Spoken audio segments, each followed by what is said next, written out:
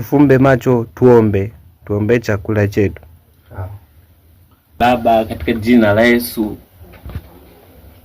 tuombe chakula hiki kikafanye kazi. Bila chakula hiki wewe sio kitu, na sisi bila chakula hiki bado sio kitu.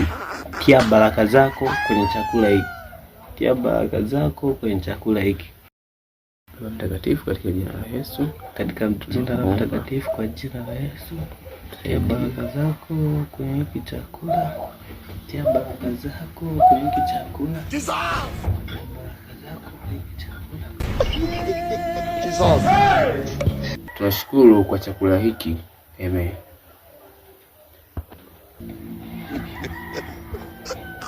Umekula? Umekula?